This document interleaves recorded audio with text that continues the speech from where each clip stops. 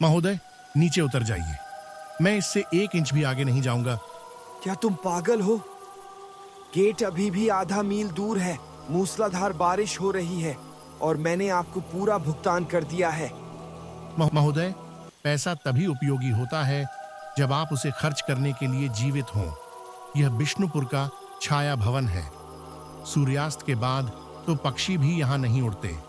कृपया मेरे साथ वापस आइए, अभी भी समय है। अंधविश्वास असीमित है। ठीक है, मुझे यहीं छोड़ दो। आप जैसे लोगों की वजह से ही ये गांव अभी भी पिछड़े हुए हैं। विक्रम बाहर निकलता है और छाया भवन की ओर चलता है। बस थोड़ा और, वो रही हवेली। नमस्ते काका। तुम्हें इतनी रात को नहीं आना चाहिए था। काका, फिर से वही डरावनी कहानी। काका, कितनी बार कहूं, भूत जैसा कुछ नहीं होता। देखो, मैं यहाँ सिर्फ 2 दिन के लिए हूँ। मुझे बस कागजात पर हस्ताक्षर करवाने हैं और ये जगह बेचनी है। चलो अंदर चलते हैं, मुझे बाहर घुटन हो रही है। हे भगवान, धूल देखो, और यह इत्र की खुशबू क्या है? चमेली की? वो खुशबू, इसका मतलब है कि वो आसपास ही है। आसपास कौन है? काका, आप तो सच में बूढ़े हो गए हैं। मैं ऊपर वाले कमरे में जा रहा हूं। मेरा सामान ले आओ।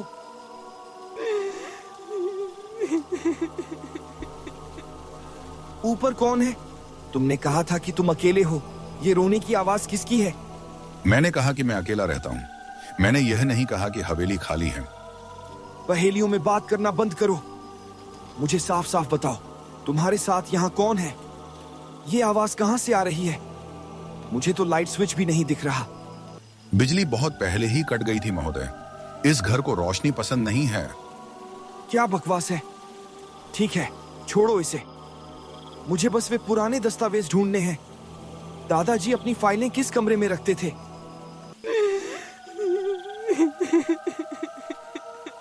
ये क्या था? काका कौन है? मैं आपके सामने खड़ा हूँ महोदय। ऊपर कोई नहीं है। काका, यहाँ कुछ बहुत गड़बड़ है। मुझे तुरंत यहाँ से निकलना होगा।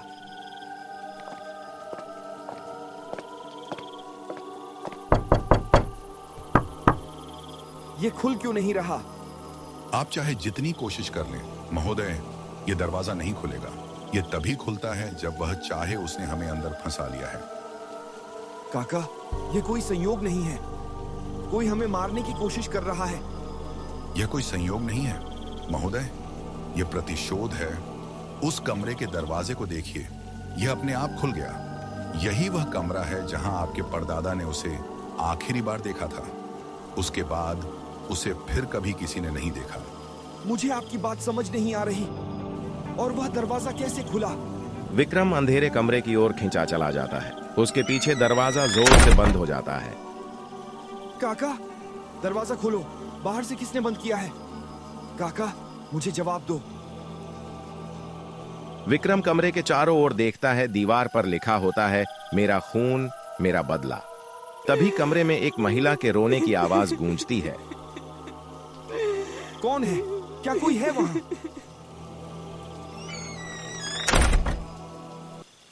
दरवाजा जोर से खुलता है। शंभू काका अंदर आते हैं। काका, क्या हो रहा है? कृपया मुझे यहाँ से बाहर निकालो। देर मत करो छोटे सरकार, जल्दी निकलो। मैं सब कुछ समझा दूंगा। वे गलियारों से भागते हैं। उनके चारों ओर शैतानी हंसी गूंजती है।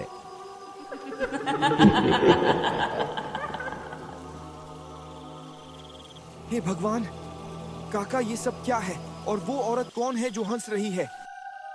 यह उस समय की बात है जब यह हवेली चहल पहल से भरी रहती थी। आपके दादाजी ठाकुर राजेंद्र सिंह यहीं रहते थे।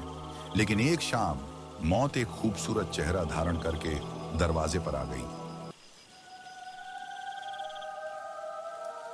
सर, मैं एक दूर के गांव से आई हूँ। मैं अकेली हूँ, मुझे काम चाहिए। वह छाया थी। उसकी आंखों में ऐसा आकर्षण था कि ठाकुर साहब पल भर में मोहित हो गए। कुछ ही हफ्तों में सब कुछ बदल गया।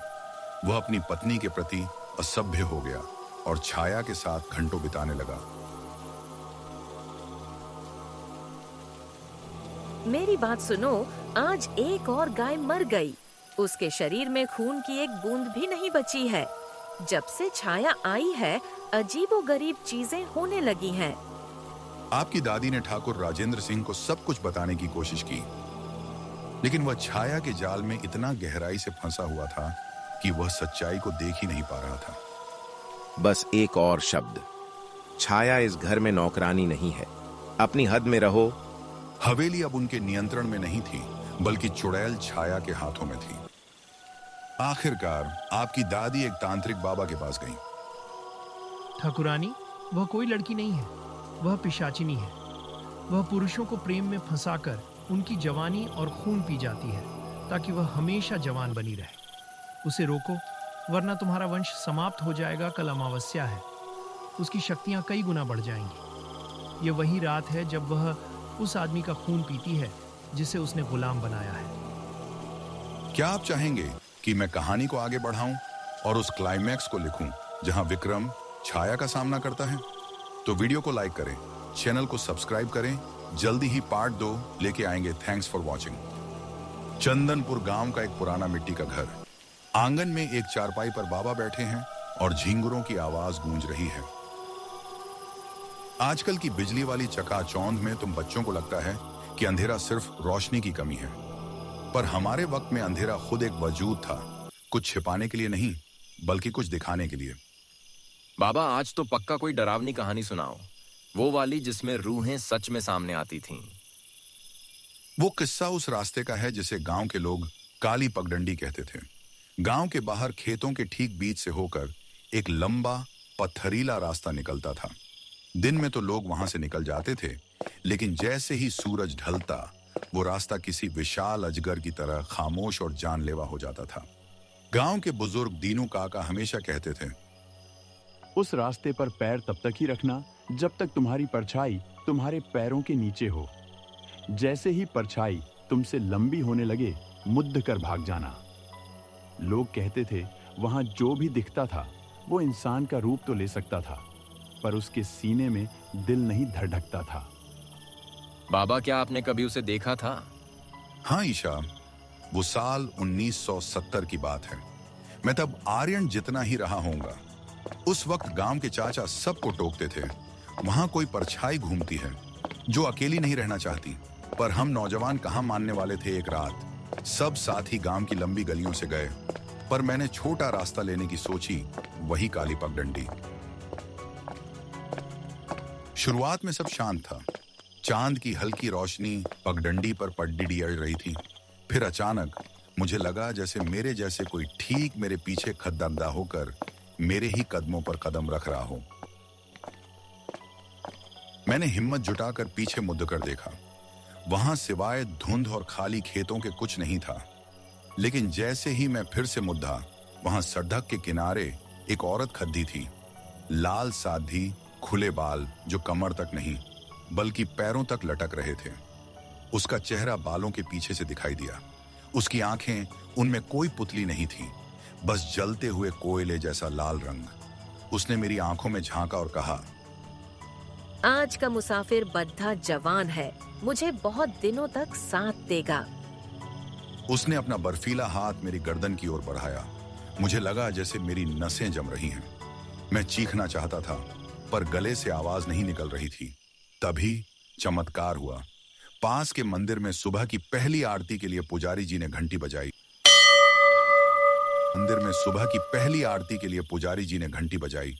उस पवित्र आवाज के गूंजते ही वो औरत चीखी और काले धुएं की तरह हवा में बिखर गई।